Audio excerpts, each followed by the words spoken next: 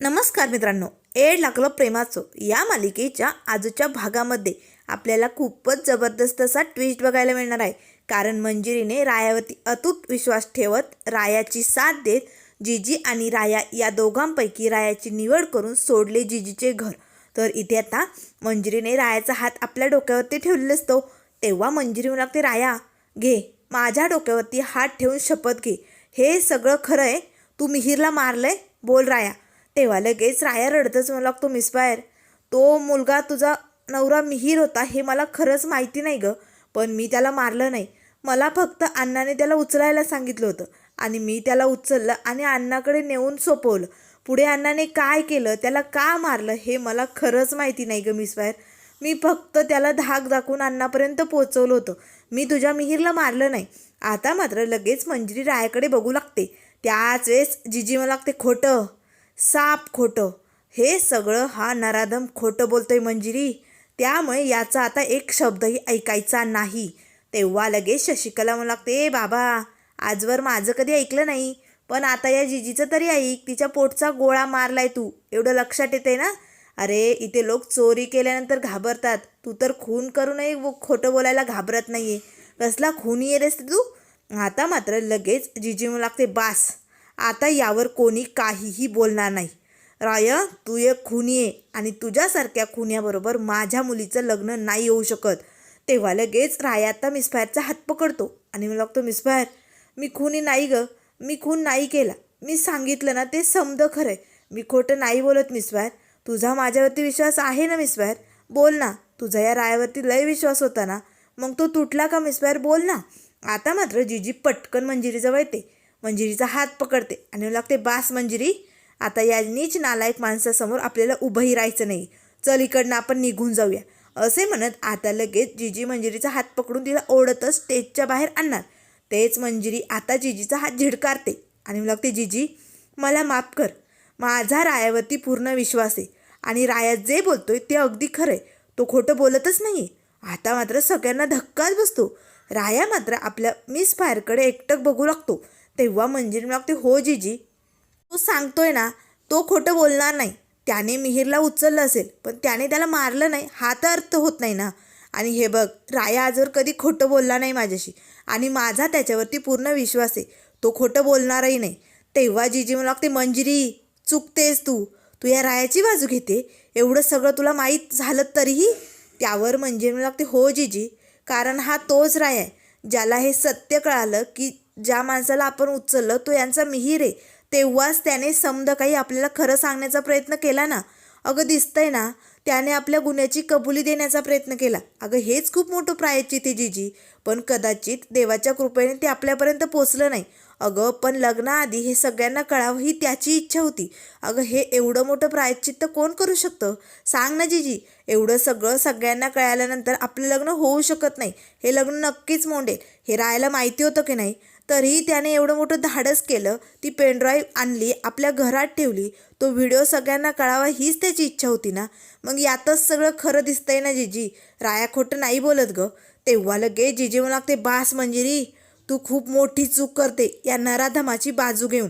त्यावर नाना म्हणू लागतात, मंजिरी तुला वाटत नाही तू चुकीची बाजू घेते म्हणून, हा राया खुनी आहे खुनी, अगं आपल्या मिहीरला मारलं याने. तेव्हा लगेच मंजिरी म्हणू लागते, नाही नाना, मी चुकते असं मला अजिबात वाटत नाही. आणि तसंही जिजी, काय खरं काय खोटं हे मला माहिती नाही, पण मला एवढं मात्र माहिती की राया आता माझा नवरा आहे आणि मी त्याची बायको आहे, त्यामुळे एका बायकोच्या नात्याने मी रायाची साथ नाही सोडू शकत, माझा त्याच्यावरती पूर्णपणे विश्वास आहे. असे म्हणत आता मंजिरीने घट्ट रायाचा हात पकडलेला असतो आणि आता ती जिजीला म्हणू लागते, जिजी आता मी रायाची साथ नाही सोडू शकत, आमचं लग्न झालं आहे जिजी. तेव्हा जिजी म्हणू लागते, मान्य नाही आहे मला, हे लग्न नाही होऊ शकत, हे लग्न सांगितलेलं कळत नाही का मंजिरी. तेव्हा मंजिरी लागते, काय बोलते जिजी, अगं एकेकाळी मी रायाशी लग्न करावं हा तुझाच हट्ट होता ना, मग आज तू रायाला असं चुकीचं का बघते जिजी. हे बघ, तुला जे काही समजलंय त्यानंतर तुझी चिडचिड होते हे मला मान्य आहे जिजी, पण नीट समजून घे ना, अगं त्याची बाजू पण समजून घे. पहिल्यांदा अण्णा जे सांगायचं तोच राया करायचा की नाही, मग अण्णाने त्याला मिहीरला उचलायला सांगितलं आणि ते रायाने केलं, यात रायाची कुठे चुके सांग ना जिजी. तेव्हा राया लागतो, मिसवायर तू जे बोलते ना ते अगदी खरं आहे, मी असंच केलं होतं, अण्णा उठ म्हटले की उठायचं आणि बस म्हटले की बसायचं. असंच होतं ग या रायाचं. त्यामुळे खरंच मिस्पायर माझ्या हातनं चूक झाली, पण तू जिजीला काही बोलू नको. जिजी जे बोलते ना ते ऐक, उगं जिजीचं मन दुखावू नको ग. तेव्हा मंजिरी लागते, बघ जिजी, अगं ज्या रायाबद्दल तू एवढं वाईट साई बोलते ना, तो राया अजूनही तुझा विचार करतोय. खरंच आजवर आपण रायाला खूप प्रेम दिलं आणि त्यांनी आपल्यासाठी खूप बलिदान दिलेत. त्यामुळे जिजी प्लीज आज रायाची बाजू समजून घे तू. तेव्हा जिजी मला लागते जमणार नाही मंजिरी, आणि मला हे अजिबात पटत नाही. हे बघ, एका आईच्या नात्याने मी सांगते, या नीच माणसापासून तू दूर राहा. त्यामुळे चल मंजिरी, या माणसाबरोबर तुझं लग्न मी होऊ देणार नाही आणि ते मला मान्यही नाही. तेव्हा मंजिरी म्हणू लागते, जिजी अगं काय बोलते तू? नाही नाही, मी रायाची साथ सोडून नाही येऊ शकत जिजी. हे बघ जिजी, असे म्हणत आता मंजिरी आपल्या गळ्यात जे मंगळसूत्र असतं ना, ते मंगळसूत्र जिजीसमोर धरते आणि मला लागते, बघ जिजी, रायाच्या नावाचं मंगळसूत्र घातलंय मी आणि तरीही तू म्हणते हे लग्न मान्य नाही. अगं काय बोलते जिजी? अगं देवा ब्राह्मणाच्या साक्षीने रायाचं आणि माझं लग्न झालंय, सप्तपदी झाल्यात, आम्ही वचनं घेतलेत. मग त्या वचनांचं काय जिजी? बोल ना. हे एकमेकांची प्रत्येक संकटात साथ द्यायची असं वचन घेतलंय, आणि जर आज मी रायाची बाजू न घेता त्याची साथ सोडली तर ते वचन तुटून जाईल. आणि जिजी, मला ते वचन मोडू द्यायचं नाही. त्यामुळे माझा रायावरती पूर्णपणे विश्वास आहे. आता मात्र लगेच डिफिकल्ट म्हणू लागतो, वा मंजिरी ताई, एकदम भारी, रायाभाऊची बाजू घेतली, एकदम भारी. तेव्हा लगेच आता जिजी म्हणू लागते, बास मंजिरी, पुरे झालं आता. आता हे ऐकून माझे कान फुटतील. आता मला काही ऐकायचं नाही, तू चल माझ्याबरोबर. तेव्हा लगेच मंजिरी म्हणू लागते, नाही येऊ शकत जिजी मी, कारण माझं मंगळसूत्र बघतेस ना तू, राया आता माझा श्वास झालाय, त्यामुळे मी नाही येऊ शकत त्याला सोडून. तेव्हा जिजी म्हणू लागते, हो श्वास, आणि याने माझ्या मुलाचा श्वास रोखला, त्याचं काय? अगं माझ्या मिहीरला मारलं. एक आई आपल्या मुलासाठी काय करते तुला माहिती आहे ना. मग एक तरणा ताठा एका आईचा मुलगा गेला, तिला किती यातना झाल्या असतील, तुला कळत नाही का मंजिरी? अगं आणि तू याला श्वास म्हणते? हा एक खुनी आहे आणि याने माझ्या मुलाचा खून केलाय, हे मी कधीही विसरणार नाही. तेव्हा लगेच जिजी म्हणू लागते, कळतंय ना मंजिरी मी काय बोलते? अगं तुझ्या कपाळावरचं कुंकू पुसलं या रायाने, त्यामुळे प्लीज मंजिरी माझं ऐक आणि याची साथ सोड, याच्या नादाला लागू नको. तेव्हा लगेच मंजिरी लागते, नाही जिजी, चुकतेस तू. अगं तो मिहीर होता हे रायाला माहितीच नव्हतं ना. आणि हो, तसंही मिहीरचा खून रायाने केलेला नाही. जे काय राया सांगतोय ते खरं आहे, त्याने फक्त मिहीरला उचललं होतं आणि जे घडलं ते घडून गेले ना जिजी. मग आता आपण हे सगळं धरून का बसायचं? त्यामुळे प्लीज जिजी, आमचं लग्न झालंय आता हे मान्य कर. तेव्हा जिजी मला लागते, नाही, हे नातं मला मान्यच नाही आणि या नात्याला काही अर्थच नाही आहे. तेव्हा लगेच मंजिरी लागते, हो जिजी, मग तर कुठल्याच नात्याला अर्थ नाही आहे. आत्ता तू जे रायावरती आरोप लावते ना, तेही सगळे खोटे असंच म्हणावं लागेल ना. बोल ना जिजी. तेव्हा जिजी म्हणू लागते, हे बघ मंजिरी, तू या नराधम नवऱ्याची साथ द्यायचं ठरवते, पण मी तुझी आई आहे, मला आई मानतेस ना तू. मग एक आई आपल्या मुलीचं फक्त भवितव्य बघत असते, आणि जसं माझ्या मिहीरला संपवलं ना या रायाने, तसं हा नराधम एक दिवस तुझंही आयुष्य संपवेल. त्यामुळे मला आता ही जोखीम घ्यायची नाही आहे. त्यामुळे मंजिरी तू चल माझ्याबरोबर. तेव्हा मंजिरी लागते, नाही जिजी, सांगितलं ना, मी रायाची साथ नाही सोडणार. तुला कळत नाही आहे का जिजी? आणि आज जर मी इथे रायाची साथ सोडून तुझ्याबरोबर आले ना जिजी, तर तुझे संस्कार कमी पडले असं वाटेल. जिजी, आजवर तुम्हाला काय शिकवले तुला आठवतं आहे ना? अगं खऱ्याची बाजू घ्यायची, आणि हो, माझा रायावरती विश्वास आहे, तो खोटं बोलत नाही आहे. आणि जर मी आज रायाची साथ सोडून तुझ्यासोबत आले तर मी माझं वचन मोडेल आणि तुझे संस्कारही तुटून जातील गं. त्यामुळे मी नाही येऊ शकत. तेव्हा लगेच आता जिजी म्हणू लागते, वा मंजिरी, एवढा या खोट्या नराधमावरती विश्वास, एवढा विश्वास? तेव्हा मंजिरी लागते, का ठेवू नको जिजी विश्वास? अगं सांग ना, बोल ना जिजी. अगं याच रायाने जेव्हा भर पंचायतीत माझ्या इज्जतीचे धिंदोडे काढले जात होते, तेव्हा हा राया सगळे आरोप स्वतःवरती घेऊन उभा होता. अगं जेव्हा ही मंजिरी मरणाच्या दारात हॉस्पिटलमध्ये लढत होती, तेव्हा हा राया 24 तास तिची सेवा करत होता. जेव्हा या रायावरती माझ्यासाठी गोळी झाडली गेली तेव्हाही हा राया मरणाच्या दारात माझ्यासाठी उभा होता. आजवर या रायाने आपल्यासाठी काय नाही केलं ग, सांग ना. आणि माझ्यासाठी या रायाने वारंवार स्वतःचा जीव धोक्यात घातलाय. मग का त्याच्यावरती विश्वास ठेवू नको? आहे, माझा रायावरती पूर्ण विश्वास आहे जीजी. आता जीजी, नाना सगळेजण खूपच भडकलेले असतात, कारण एवढं सगळं माहीत असूनही आता मंजिरीने शेवटी रायाची बाजू घेतलेली असते, आपल्या प्रेमाची. आता शशिकलालाही मोठा धक्का बसतो.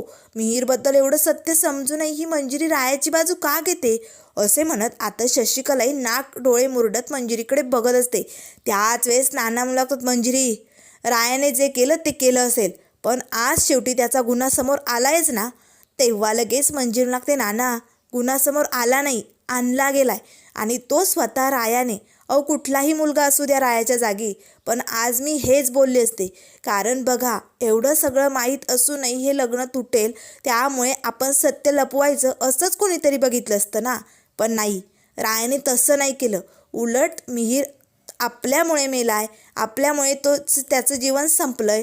यामुळे रायाला खरंच खूप त्रास होतोय आणि म्हणून त्याने सगळं सत्य आपल्यासमोर आणण्याचा प्रयत्न केला. यातच रायाचा मोठेपणा दिसतोय नानाजीजी, तुम्ही समजून घ्या. तेव्हा जीजी मला लागते, बास मंजिरी, आता पुरे झालं, आता खूप ऐकून घेतलं. हे बघ, तुला या रायाबरोबर राहायचंय ना, तुला हा तुझा नवरा आहे म्हणून त्याच्याबरोबर जायचंय ना. ठीक आहे, तू जा.